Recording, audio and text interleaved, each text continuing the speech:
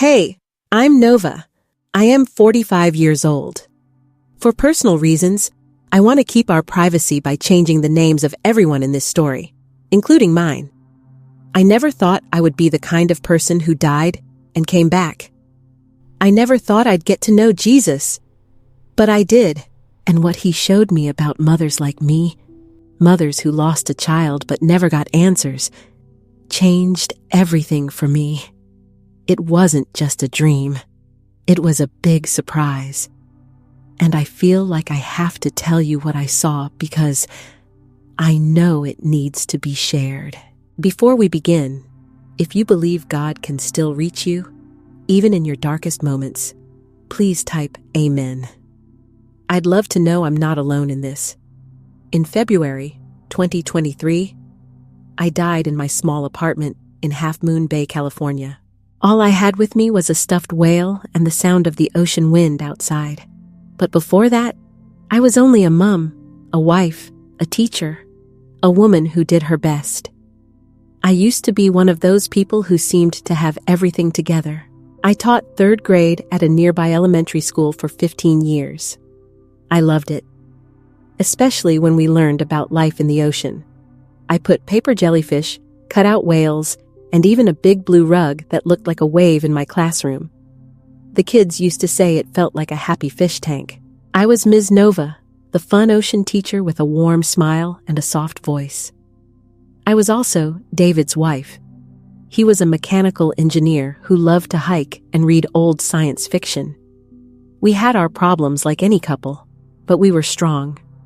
And then there was Timothy, my son, my light, my baby, who had bright eyes and dimpled cheeks, carried around a stuffed orca whale named Mr. Bubbles like it was made of gold. He wanted to be a marine biologist when he was 8.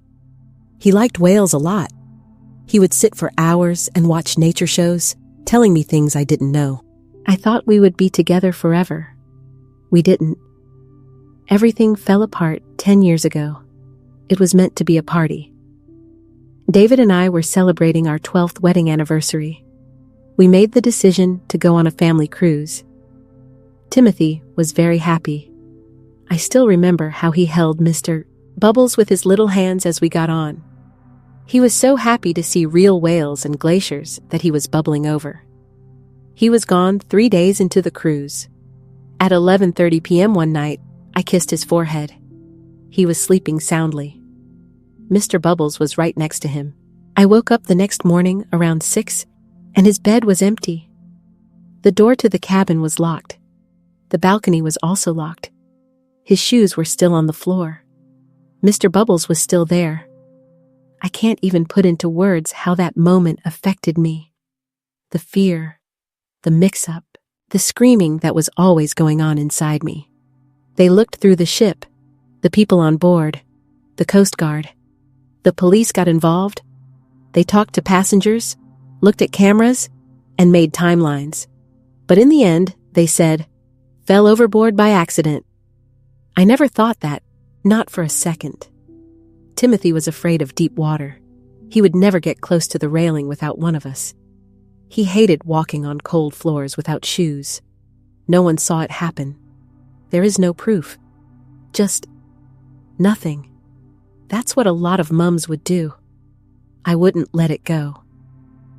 David tried, at first, but eventually, he couldn't take it anymore. He wanted to be at peace. Closure. I wanted the truth. He married a woman named Linda 3 years after we got divorced. She had a daughter who was a teenager. They are now living in Portland. He still calls on Timothy's birthday. Every month, he sends me money. He never stopped caring, but he did move on. But I didn't. It's been 10 years of pain that I can't remember. I quit my job. I couldn't concentrate. I would cry in front of my students. I stopped hanging out with my friends because I couldn't talk about anything else. I went to psychics, investigators, and mediums. I signed up for every online group that helps find missing kids. I made timelines, printed photos, looked at maps of the cruise ship. Like a detective in a crime show, I lined the walls of my apartment with theories and highlighted notes. Only my sister Sarah stayed close. She brought me food when I forgot to eat. She called every morning. She cleaned my apartment for me when I couldn't get out of bed. She begged me to help her, but I didn't want help. I wanted my boy. I thought I could find him if I looked harder, prayed louder, and pushed longer. But something inside me broke months before I died. I didn't take a shower anymore. I quit opening the curtains. I drank cheap wine to help me sleep. I held Mr. Bubbles like a baby. I didn't care anymore if people thought I was crazy. I could look at Timothy's picture for hours, the one where he has a little captain's hat on and is smiling. It was taken on the ship the day before he went missing. I said something to that picture in a low voice, and then the last straw came. A message from the last private investigator I could pay for. After 8 months of looking, I'm sorry to say we didn't find any new leads. I'm officially closing the case. I'm very sorry. I read it once, then 2 times. After that, I just sat there. I felt something inside me turn off. I picked up Mr. Bubbles. I held him close to my chest, saw Timothy's picture, and I said, out loud for the first time in days, "Timothy, baby, Mommy looked for you so hard. I'm so sorry I let you down. I can't keep doing this. I need to know that you're okay." And then everything went black. There are no lights, no tunnels, nothing but silence. But before I tell you what I saw when I died, please listen to this. You might not have ever lost a child. You might have, but I think everyone knows what it's like to lose something that gives life meaning. You might have sat in the dark and thought about how you let down someone you care about. You might have looked at a picture and said things you wish you could take back. You might have felt that silence where God is supposed to be. You're not the only one who has. I didn't know it then. God was already planning what I needed most, even though I wasn't saying anything. And when I died, I finally saw it. Everything was dark. No noise, no breathing, no pain, just quiet. I thought I was dreaming at first. Or maybe I was finally falling into a deep sleep that I hadn't had in years. But then I thought, I wasn't breathing, and I didn't mind. I remember saying to myself, "So, this is it." There was a brief flash of fear, not because I thought I was going to hell or anything like that, but because I didn't know what would happen next, or if there was anything else. Then, things changed. It's hard to put into words. My body stayed in that dark little apartment on that old couch, but I wasn't there anymore. I could see myself. I was floating above the room, calm and light, like fog rising over the ocean. I saw my own face, pale, still, and streaked with tears. Mr. Bubbles was still against my chest. The coffee table had my laptop open to a missing children's form, and it glowed. And all around me were pictures of Timothy. There are so many pictures, maps, and memories taped to the walls. A life that has stopped. Then I saw Sarah. She had just walked in through the front door. She was yelling my name and letting her keys fall. I saw her run to me, touch my face, and grab her phone with hands that were shaking. I wanted to say to her, "It's okay. I'm not hurting anymore." But I couldn't say anything. I was stuck. That's when the light showed up. Not a bright spotlight. No fireworks or anything else exciting. It was soft, kind, like the first light of day breaking through the fog. It was warm and calm all around me. And for the first time in years, I felt at peace. Not numbness, not sleep, not quiet because of wine. True peace, Don't be afraid. No shame. No sadness. Just love. Then I felt myself moving, like being carried by a current, but not one that pulls you under. It felt like being held, led, through light, through color, through something I can't put into words. It wasn't a tunnel. It felt more like a passage, maybe through memories or through layers of something sacred. And then I opened my eyes and saw that I was on a beach, but this shore wasn't made of sand. The ground below me sparkled like diamonds that had been crushed. The waves that hit it were crystal clear and more beautiful than any ocean I'd ever seen. In the distance, a ship was docked in the harbor. Not a ship for cruising, not something tall and cold. This one was little, white, and calm. It seemed like it was alive in some way. It seemed to be waiting for me. It seemed to know me. And then I saw him, Timothy. He was barefoot and wearing bright white clothes that moved like light itself. He was standing near the water. He was tall and strong, and he looked about 18, but his eyes were still my little boy's, the same spark, the same love. And he held Mr. Bubbles in his arms. The stuffed whale, on the other hand, wasn't old or worn. It looked real, like it had just been made new, shining with the same light that was all around us. He yelled, "Mom!" and ran to me like he had been waiting for 1,000 years. I fell to my knees and opened my arms. When he hit my chest, I broke. I cried, but not the bitter, broken tears I had cried for 10 years. These tears melted something inside me. He hugged me, and I could really feel him. Hot, strong, secure. I kept saying, "I'm sorry. I'm really sorry I couldn't find you." But he pulled back, smiled, and now there were tears in his eyes. "Mom, I was never lost. I've been with you the whole time, looking at you, loving you, waiting for you to feel at peace again." I held on to him. I put my hand on his face, his hair. I put my head on his chest and just listened to him breathe. He chuckled softly. "Mr. Bubbles missed you too." We sat there together on that golden shore, mother and son, not with words or answers, but with getting better. Guilt for all those years, the questions that never end. The pain that had taken over my life went away. Timothy didn't need an apology. He just wanted me to love him again. I don't know how long we were there. Time didn't feel the same. It felt like a long time and a short time at the same time. And then I sensed someone else. The light around us changed. I turned around and he was there.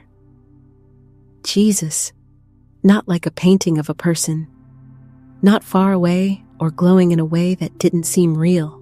He stood on the shore barefoot, just a few steps away, like someone who had always been there but was waiting for me to finally see him. He wore plain white robes that sparkled softly, as if they held all the stars in the sky. But it wasn't his robe that scared me. His eyes were it. Those were the most caring eyes I've ever seen. Eyes that looked straight through me, through every wall, every failure, and every fear, and didn't blink. Eyes that said, "I know everything and still love you." My knees gave way. I fell to the ground, still holding Timothy's hand. Then I cried. Not tears of politeness. Not the kind you keep secret. A mother who has been through too much pain for too long is sobbing deeply and painfully. I couldn't say anything. I couldn't even raise my head. I just sat there and cried like a child. And then I could feel him kneeling next to me. He put his hand on top of mine, And when he touched me, everything broke. All the guilt, fear, and hopelessness I'd kept inside for years came out like a flood. I thought I would be ashamed, but I didn't, because his touch didn't make her feel bad. It helped heal. "Nova," he said softly, not yelling, not far away, like a buddy, like a dad. "You were never meant to handle it by yourself." I shook my head. I lost him. I lost who I was. I kept wondering if I could find it if I looked harder, prayed harder, and didn't give up. Jesus let me talk. He didn't stop me or correct me. He only listened. Then he said, "You loved your son with all your heart, and that love was a good thing. But the pain turned into a prison, and it kept you from living the life I had planned for you." He put his hand on my chest, right over my heart. "And you are not the only one." He waved his hand, and the crystal clear water in front of us sparkled. Then, like a movie screen, scenes started to show up in the waves. I saw mothers crying over empty beds, dads waiting in cars outside police stations, siblings lost in the shadows of grief, marriages that have fallen apart. I saw a woman who was just like me, frozen in her pain and thinking that the search was the only way to show her love. I saw a teenage girl alone in her room, looking through a missing persons form, wondering if anyone else knew what it was like to be forgotten.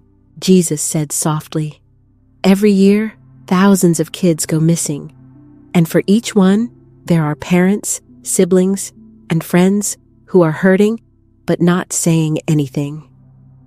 His eyes filled with tears, not because he was weak, but because he cared so much. He said, "This is the part that everyone forgets. They are focused on solving the case, but they don't see the broken hearts that are left behind when there are no answers. The sadness that never goes away." I looked down. I didn't know how to stop. I didn't know who I was without being his mother. Jesus raised my chin. "You were always his mom, but you stopped being my daughter, not because I left, but because your pain was louder than my voice." And that's when I realized it.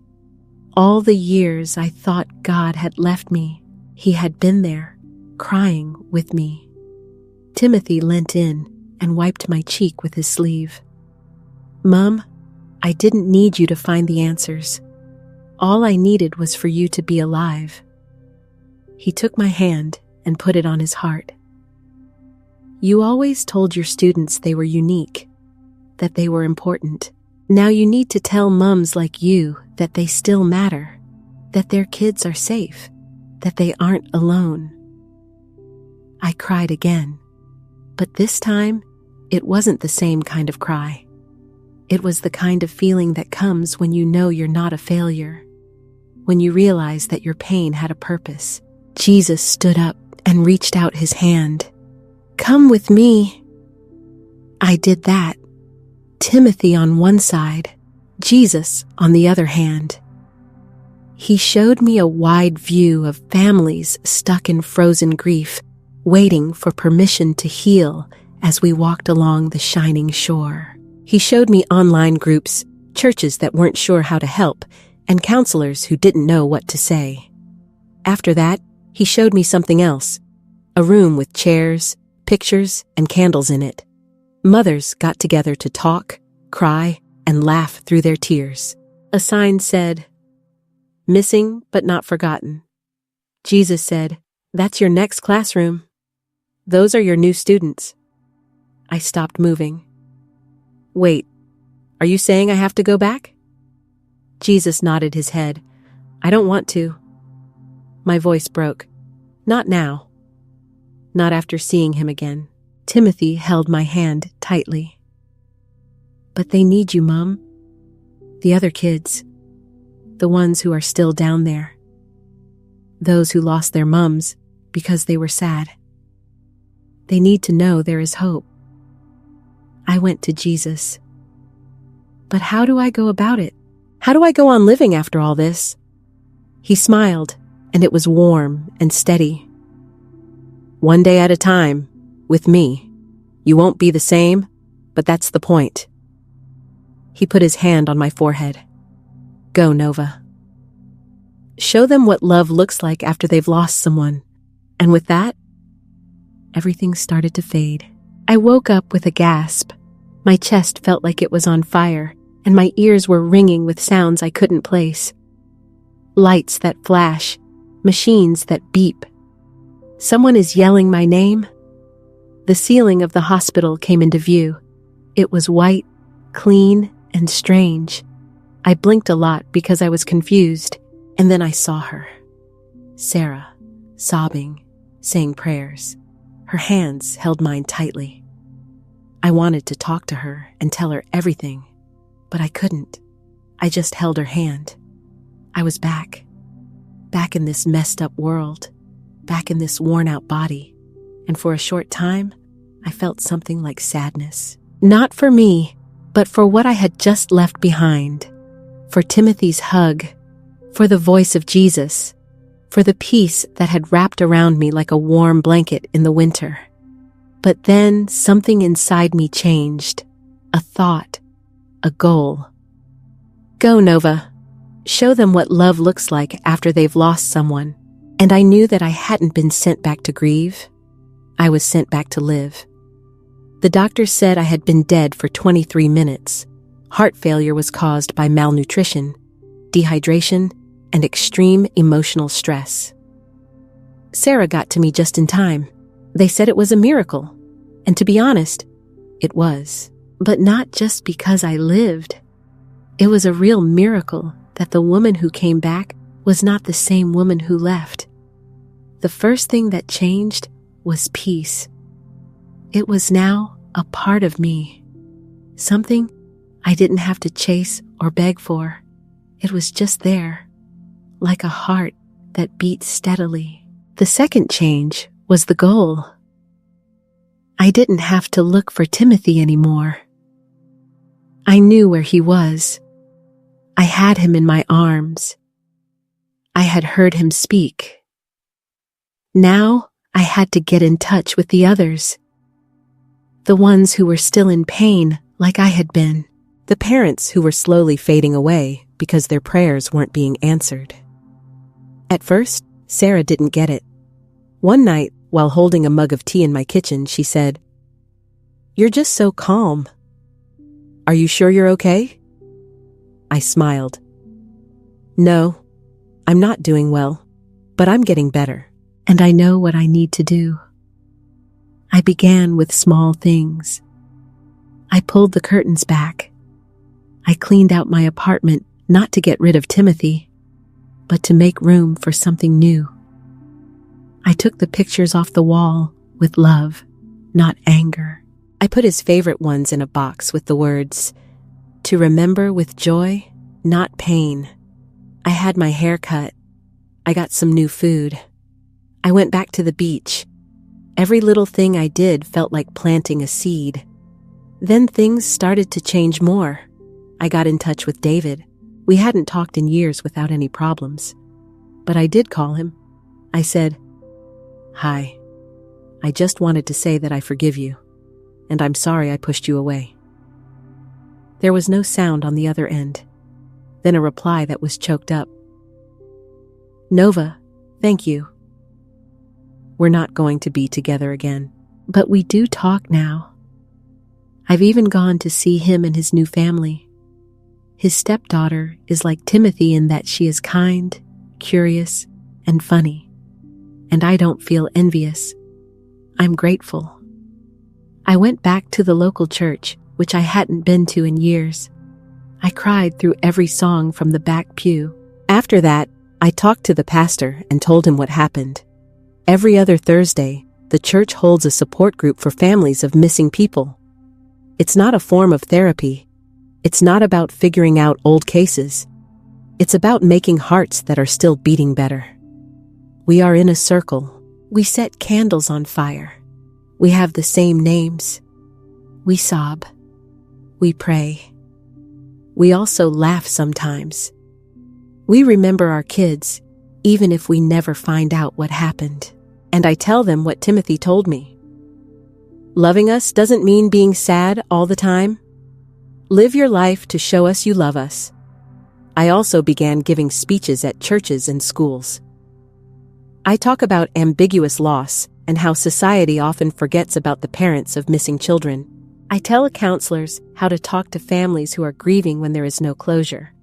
I help law enforcement remember that the family is still there and hurting after the search ends by working with them on victim family services. And slowly, but surely, I also see hope coming back in other people.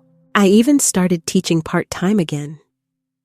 This time, I work with kids who have been through family trauma, like kids in foster care, kids who have lost parents, or kids who have seen things no kid should see. And you know what? I love them in a different way now. Slower, more openly, without trying to make them better. Just being there. Just looking at them, like Jesus saw me. I still talk to Tim, not in a creepy way, but when I'm by the sea, holding a worried mother's hand or listening to a hurting child, I feel him close. Now I keep Mr. Bubbles in my purse, not because I'm stuck in the past, but because he reminds me of what I'm supposed to do. People sometimes ask me, "How did you get better? How are you still standing?" And I say, because I met Jesus, because he made me remember who I was, because he showed me that he is still writing stories of love and redemption, even in the darkest, most chaotic places. You might be reading this, and your pain isn't about a child who is missing.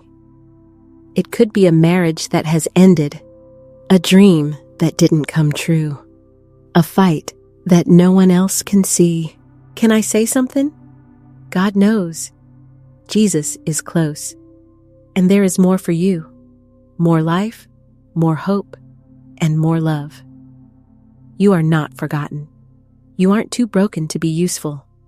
10 years ago, when I lost Timothy, I died on the inside. I died in my body a year ago. But now, I'm more alive than I've ever been.